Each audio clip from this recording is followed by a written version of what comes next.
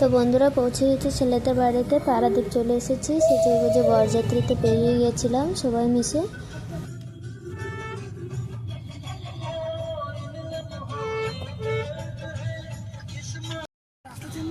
আমি বড় গাড়িতে বসছিলাম, বরের তো চিল্লিয়েছিল, গলাটাই বসে গেছে দেখো।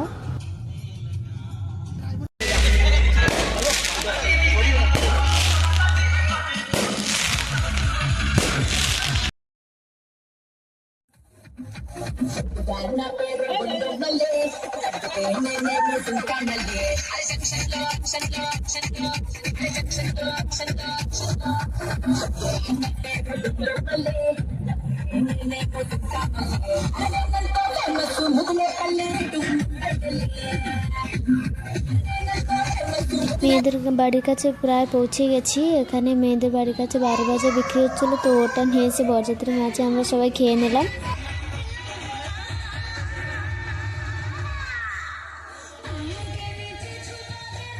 চলো এবার বিয়ের রিচুয়ালস কিছু দেখে নি।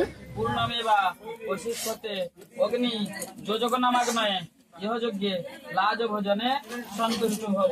তাহলে তো কই ব্যস্ততে